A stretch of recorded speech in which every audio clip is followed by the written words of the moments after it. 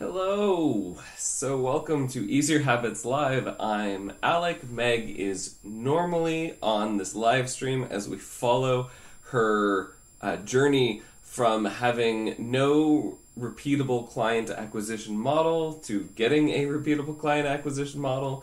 Currently, she's doing a lot of exciting things with partnerships. She had a big event last night. She ramped up her website. We worked on a small pitch and she was very well received. We'll report tomorrow on, if she had people reach out to her directly for, to become clients, sign up for some of her 5-day challenge or join her email list, etc. So, but since it's just me today, I want to talk from my personal experience starting my career after the 2008 crisis financial crisis about how bad news for the economy can be good news for your business. So, generally speaking, I would just like to point out that what business thrives on is opportunity. I mean, and that for business is a gap between what people want or need and what they have. And a lot of times we think times have to be good for business to be good, right? Cash needs to be flowing freely, inflation needs to be low, etc.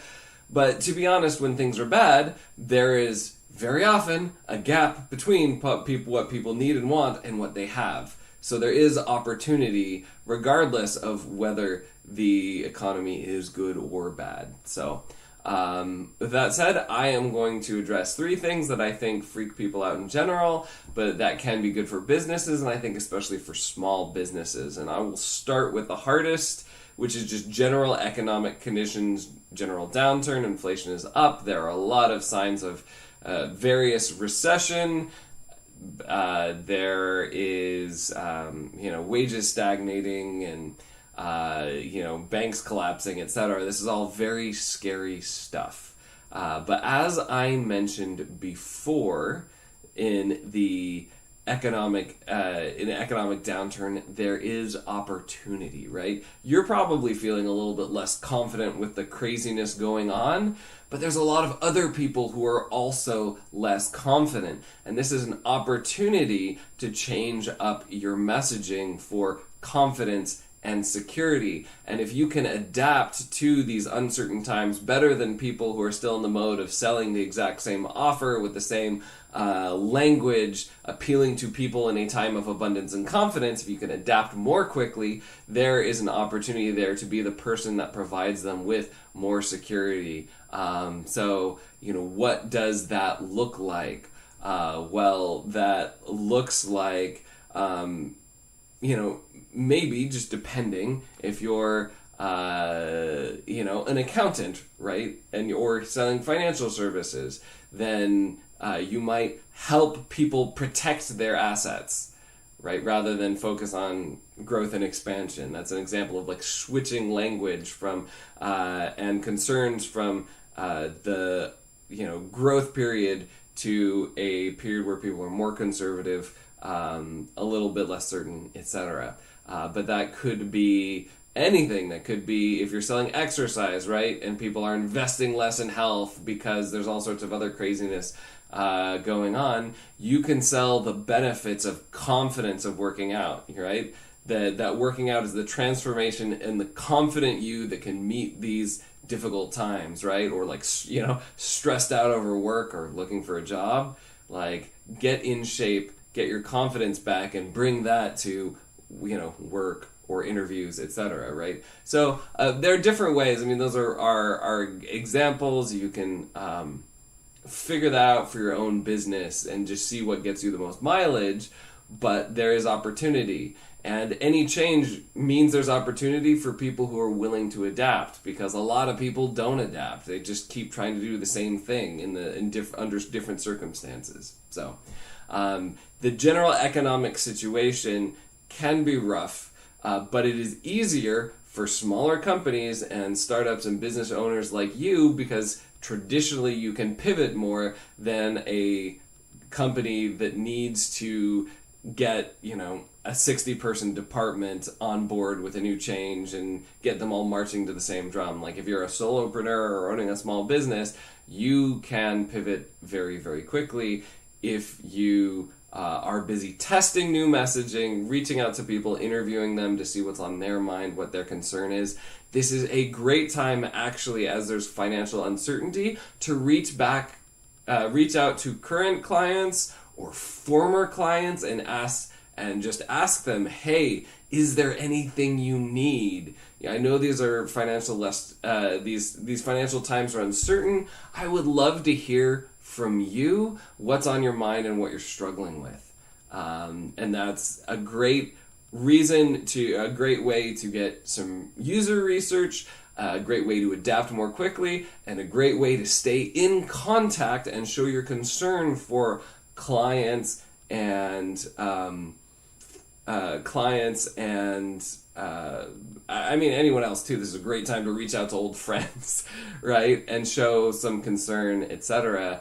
Because a lot of people, when times are difficult, they turn inward. And so people really notice it when times are difficult and you turn outward and ask, hey, what can I do for you? So I think there's a lot of opportunity in times of economic downturn, especially for small businesses who can pivot quickly and be genuine and personal. There's real opportunity for leadership there.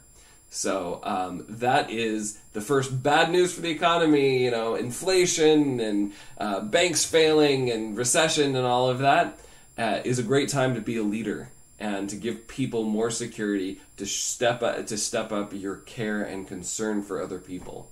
Number 2, all right, this is kind of related, but when there's a downturn in the economy, the big companies, especially the tech sector, all fire at the same time, right? And that's one of the signs of recession, and people feel like this is terrible, and I'm sorry if you lost your job. It is terrible to lose your job and have to figure out from scratch what to do next. However, from my own experience in the 2008 crisis, there's a lot of people I graduated with that never got their first-time job. I remember me starting out, I was doing a number of internships that theoretically were going to lead to a job, and in practice, like by the end of the internship, I saw none of their financials were, such that the companies I was interning for were able to take on a new person. And so they were basically lying when it said it's, internship to job, and it's so frustrating. And then, of course, I was competing then in 2008 with, as a fresh on the market developer, but now suddenly the market was flooded with experienced developers who had been fired, and I had to compete with them for jobs. And for the most part, people didn't want a new hire that they'd have to train when they could get an experienced dev at a much lower salary than they would have just a year ago, right? And so that was, stressful and awful in terms of competing. But what I noticed is a lot of people started jobs that wouldn't have been quite as entrepreneurial. People tried new things. People tried different things. And so a lot of new businesses started, and some small businesses grew. So even if you are already created a job and you're worried about, maybe you're in the tech sector and you're worried about the economic downturn, well, this is actually a great time for you to acquire really good talent that you normally wouldn't get when times are good and big companies are overhiring at inflated salaries. Now that they have released, what is the Google's message that, I'm sorry, we hired for different conditions. And I'm like, everyone financially that I knew saw this general downturn coming sometime in the next year or two. Why didn't Google see? They don't see that until, who knows, it's already happened. But for whatever reason, big companies always overhire. Talking to someone who worked at Google, they said there's all sorts of, very senior people, sometimes even senior people that hardly do anything. He was saying at Google, actually, that very senior employees often just say no to work. Like, they tell their manager, like, no, I don't want to do that. And Google still pays them, basically, because they want that person on retainer. They don't want to lose that talent. Well, what happens in a big tech downturn, especially, and this may happen in other fields as well, my experiences in tech, is that all of a sudden, all these people that they're keeping just on retainer, who may be extremely talented but unmotivated or stuck in a rut, all of a sudden they're happy to let them go. They let these people move on, and now these very talented people need to figure out what to do next. And they are either starting their own companies at a much higher rate. You're not going to necessarily start your own company or start a difficult venture, right, when you're collecting a big paycheck for, let's be honest, relatively little effort. But when you're out of a job, you got to think about what you're doing next. And, for those who aren't entrepreneurial, because Google just fired a bunch of people and they're probably not they probably still are even hiring, but they're probably hiring younger people at lower salaries, etc. If you are willing to go to a smaller company, there's a big opportunity for you to develop leadership experience. And if you collected a high salary at Google, it may be hard to get the same benefits of a small company, but you can negotiate for equity, more time off, vacation, or whatever. So there's an opportunity to negotiate and maybe work on your work-life balance. These are all different examples, and that's like, someone coming from Google. A lot of people who are fired are not fired from Google or fired from smaller companies.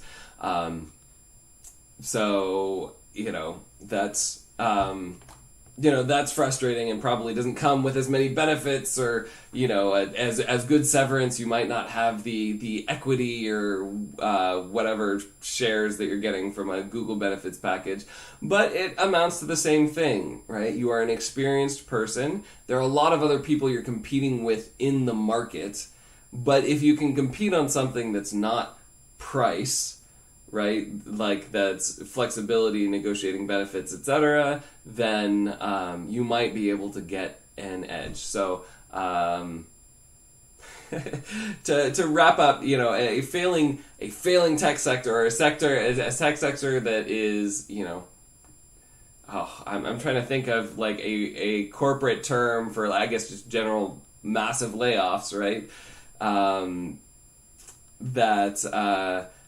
During this time of massive layoffs, that is an opportunity to see for more people to start a company, and if you are a company, to get talent you normally wouldn't get because it would be snapped up by bigger companies. So there's that. And if you're starting a company, it's also a good time to find partnerships and reach out to other entrepreneurs. As more people who are out of jobs, most of them won't start their own companies, but there will be a percentage of them who do. So this is a really great time to meet people who are looking for their next thing, right? And find a potential partner. Find an accountability partner would be great in these difficult times.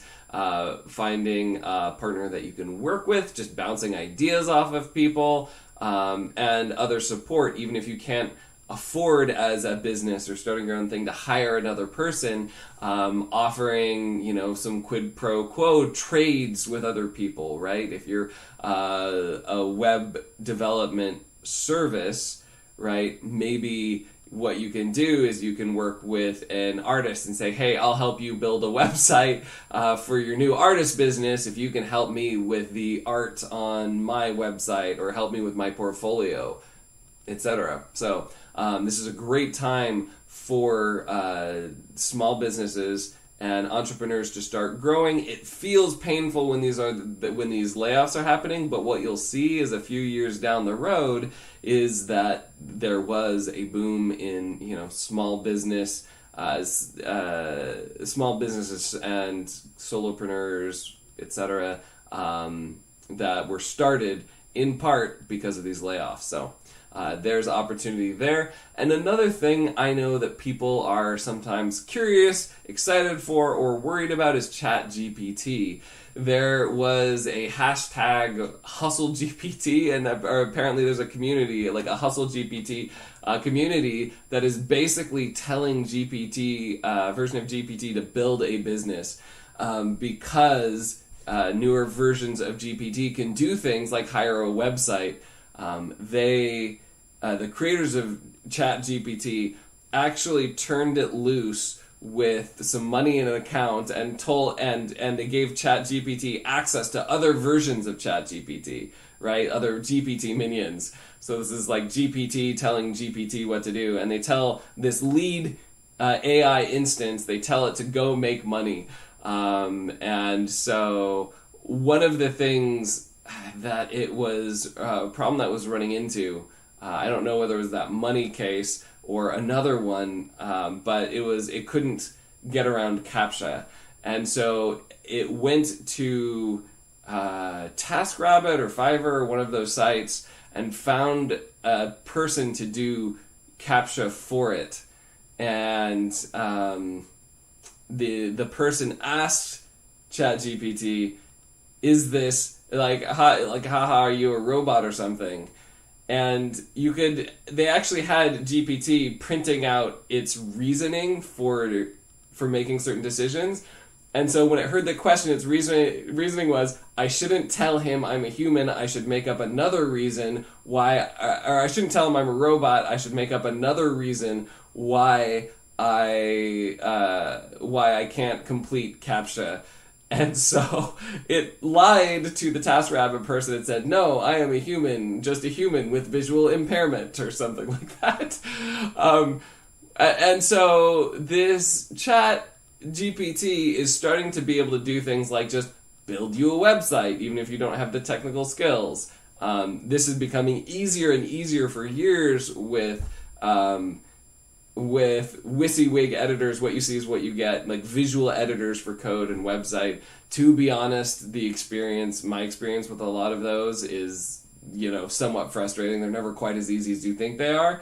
But when you can just tell an AI, write me copy, build me a website, all of a sudden, I just talked about a lot of people will be building businesses. Well, now a lot of people will be building businesses, but they'll be building businesses with an AI able to do the types of things that, with AI being able to do the types of things that you would have had to spend weeks learning before. And so this is scary on one level because you are, scary on one level because if you're not using ChatGPT somewhere in your business, now you have to compete with people who are. But the flip side is, if you are willing to take some time to figure out what ChatGPT can do, it might be a great time to have an extra tool in your toolkit.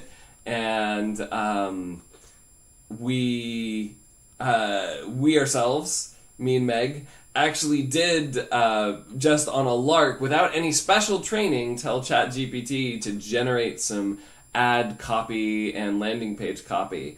And while it tended to be too verbose for actual ads, we took snippets there as ideas. It was a great way to generate initial ideas and then, compare them with other ones on the market. So we definitely didn't just have ChatGPT do all of our ads, but on the other hand, right, if we'd spent some time actually training it, giving it samples, having it find samples of things that were effective and then trying them in our industry, then who knows what would have happened. So there's a lot of uncertainty when there's a new technological tool that has the possibility of putting a lot of people out of business, right? If you're a copy editor, for example, you might be afraid, like, oh no, ChatGPT is going to replace me because it can write email, ad, and other copies, which is exciting for small business and sucks for me because it's going to do that. Well, if you can be willing to use ChatGPT and basically to write initial drafts, maybe you can write copy a lot more. Maybe you can offer people bigger packages, right? Maybe you can be competitive, or maybe you can charge a big premium rate to help people train ChatGPT to write their copy. So you say, yes, you can use ChatGPT for free, but I'm going to, but with this $100 online course of how to use ChatGPT to research ads, use ChatGPT to research ads and write copy, you will be a master. And here's an example of ChatGPT's input when you tell it to write an ad without any training, and here's the input after, here's an example input after I've trained it and asked it the right questions in the right way, right? So there are all of these opportunities, and yes, it requires some learning and growth. And some of these opportunities, the idea of competing with surprisingly intelligent AI is intimidating, but you don't have to compete with it. You can partner with it. So there's a lot of opportunities there. And so I personally, very much as an individual, as a solopreneur consultant, I love actually having someone to bounce ideas off of, to get me started with fresh ideas, to ask questions to help me with the research. And it's not like I, so far just let ChatGPT do its thing. Like, I'm always reviewing and tweaking the output because I find it's, not as good as a human who is experienced in this area and kind of has more judgment. But at the same time, I don't have to do a lot of the grunt work, right? I can let ChatGPT do that. I can sanity check what it's doing, or pick the highlights, or find an interesting idea nugget and run with that. And it just saved me, a couple hours of coming up with the basic obvious answers, right? And so it gets me to more advanced levels faster, is my experience. And I've had fun doing this with creative writing projects. It was actually strangely good at writing limericks, so I quite enjoyed that, as well as ad copy and other tools. So I need to sign off. I have a meeting in a couple minutes, but I hope I've been a little rambly. Sorry, I'm sick and recovering and whatnot. But I hope if you are struggling with anxiety about difficult economic times, this gave you some ideas of how these difficult times are actually opportunities for small businesses, startups, and solopreneurs. So go ahead and create your own luck. Take advantage of the situation as it is now, as long as you are not just going to do what you were doing before on repeat. You actually do have a lot of opportunities in front of you. Until next time, make